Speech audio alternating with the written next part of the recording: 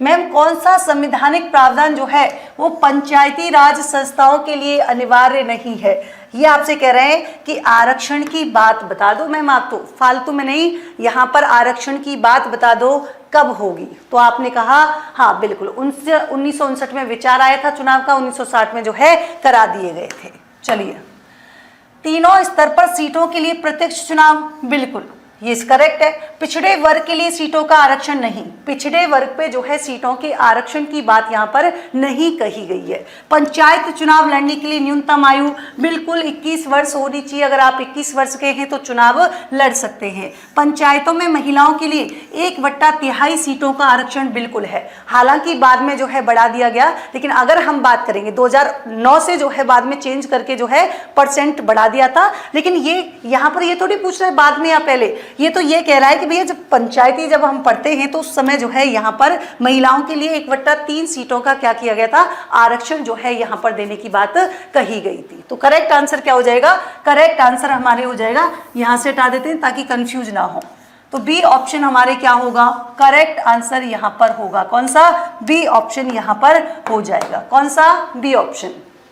चलिए बिल्कुल next question चलते। अच्छा थोड़ा सा और बता देती हूँ, सारी की सारी धारा याद करा देती हूँ एक बार के लिए, तो है ना, एक बार के लिए धारा याद कर लेते हैं कि मैम आर्टिकल 243 से लेकर और आप तो हमको 243 यहाँ पर बात मिलती है पंचायती राज व्यवस्थाओं से संबंधित। ये क्या है? 16 आर्टिकल हैं। अब देखिए 16 के 16 अनुच्छेद कैसे याद करते हैं?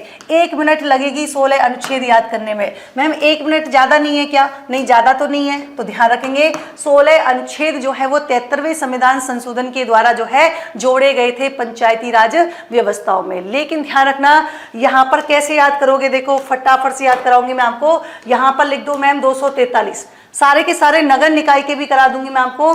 243 जो है लिखते जाओ। ए यहाँ पर बी हो जाएगा, यहाँ पर सी हो जाएगा, यहाँ पर डी हो जाएगा और यहाँ पर ई हो जाएगा, यहाँ पर एफ हो जाएगा। यहाँ पर देखो जी हो जाएगा, एच हो जाएगा, आई हो जाएगा, जे हो जाएगा, के हो जाएगा, एल हो जाएगा, एम हो जाएगा और एन हो जाएगा और ओ हो जाएगा। और मैम यहाँ पर जो है ओ तक ही है ना, ओ तक टीका मैं बताऊंगी क्या करना है। देखिए मैम एक बात बताओ 243 में क्या है? 243 में तो बेटा यहाँ पर सारी की सारी जो है डेफिनेशन दी गई है। क्या दी गई है? सारी की सारी जो है यहाँ पर डेफिनेशन दी गई है। क्या दी गई है? डेफिनेशन दी गई है, बिल्कुल 243। हाँ चलिए, पढ़ानी अच्छी थी, मैं बता आपकी जैसी नहीं पढ़ी है, बल्कि अच्छी नहीं पढ़ाई। विक्रम सर कौन से बेटा? चलिए यहाँ पर देखिए मैम 243 से क्या है? A for assembly. क्या हो जाएगा? ए फॉर हो जाएगा असेंबली। मतलब यहाँ पर किसकी बात की गई है? ग्राम सभा के गठन की बात की गई है।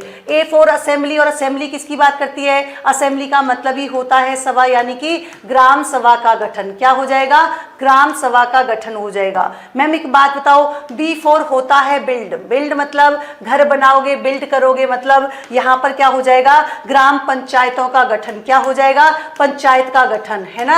ये आप यहाँ पर इसका गठन कर दो, ठीक है मैम। सी फोर हो जाएगा संरचना। क्या हो जाएगा? C4 से सी और से क्या हो जाएगा? संरचना हो जाएगा, ठीक है मैम। डी फोर दबे हुए लोग। आप लोग बुरा नहीं माने, यहाँ पर मैं आपको याद करवाने के लिए ही ऐसा बोल रही हूँ, कोई दबा हुआ नहीं है। तो देखो दबे हुए लोग कौन है? तो भैया SC ST है, ये दबे हुए लोग हैं। महिलाएं जो हैं इनको किसकी जरूरत पड़ेगी? अगर दब जाएंगे तो इनको रिजर्वेशन दे देंगे, तो इनको जो है क्या है, समाज की मुख्य धारा में ले आएंगे। तो दबे हुए लोगों को क्या चाहिए? आरक्षण चाहिए। क्या चाहिए? आरक्षण चाहिए। मैम E4 क्या हो जाएगा? E4 हो जाएगा ईयर। क्या हो जाएगा?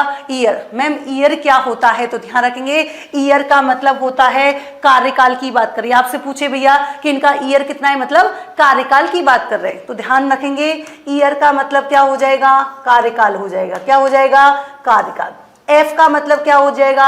एफ का मतलब हो जाएगा F फॉर फेल। क्या हो जाएगा?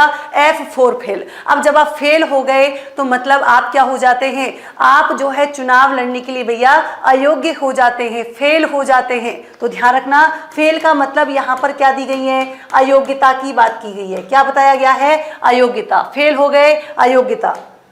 चलिए मैम G4 जीनियस। मैम जो जीनियस होगा, जीनियस वही होगा जिसके पास क्या होंगी, शक्तियां होंगी, वही तो जीनियस होगा। जो जीनियस, भाई जिसके पास शक्ति नहीं है वो जीनियस क्यों कहलाएगा? जीनियस तो वो है जिसके पास शक्ति है। तो ध्यान रखने की G4 जीनियस, G4 शक्तियां। मैम H का मतलब क्या हो जाएगा? H भैया आप दे देना होम टैक्स। क्या दे दोगे? Home tax. तो ध्यान रखेंगे पंचायती राज संस्थाओं को क्या है? कर लगाने की शक्ति। टैक्स मतलब कर, तो कर लगाने की शक्ति का प्रावधान कौन सा आर्टिकल? आप कह देना 243 H हो जाएगा।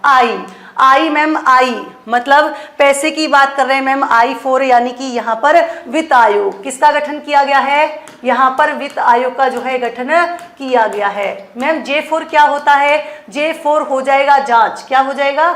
J4 हो जाएगा जांच। मैम जांच का मतलब कि यहाँ पर पंचायती राज व्यवस्था की क्या? लेखा परीक्षा। मतलब जांच की बात कर रहे हैं कि भैया जांच की जाएगी, तो लेखा परीक्षा।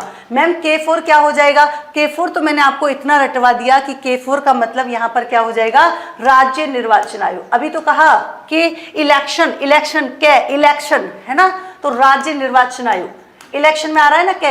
निर्वाचन आयोग। मैम L का मतलब क्या हो जाएगा? L4 हो जाएगा लागू। क्या हो जाएगा? लागू। इसमें बताया गया है कि पंचायती राज व्यवस्थाओं के जो है कुछ ऐसे प्रावधान कहाँ कहाँ पर लागू होंगे, ये बताया गया है ना। पंचायती राज व्यवस्था के जो प्रोविजन होंगे वो कहाँ कहाँ लागू होंगे, ये आर्टिकल 243 L में बताया गया है। M4 मना। मैम मना का मतलब क्या है? कुछ ऐसे भी क्षेत्र होंगे जैसे मणिपुर हो गया है ना, जैसे नागालैंड हो गया, कि वहां पर क्या नहीं होगा? इस पंचायती राज व्यवस्थाओं के जो प्रोविजन है, जो प्रावधान है वो लागू नहीं होंगे। मतलब कुछ ऐसे क्षेत्र जहां पर क्या नहीं होंगे, जहां पर इसके प्रावधान लागू नहीं होंगे, ये बात यहां पर की गई है। मैम N4 निरंतर, N से N और N4 निरंतर, मतलब यहाँ के जो प्रावधान है वो क्या है? लगातार बने रहेंगे। क्या रहेंगे? लगातार बने रहेंगे। मैम O4 हो जाएगा ऑब्जेक्शन। क्या हो जाएगा? ऑब्जेक्शन।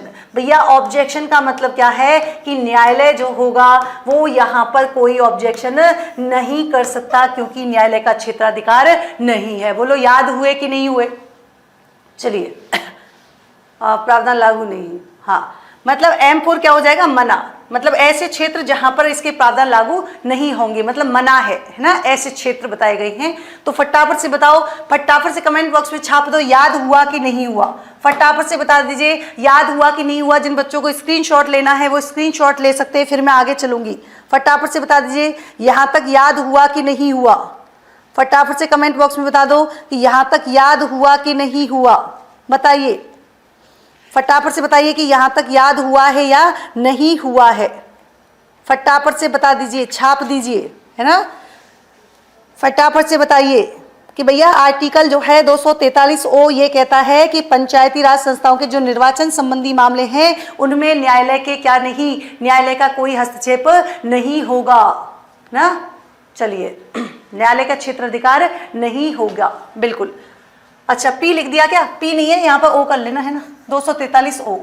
सॉरी, इसको सही कर लेना, O हो जाएगा ना, O तक याद हो गए। 243 P से लेकर अगला क्वेश्चन आएगा उसमें याद करवाऊंगी।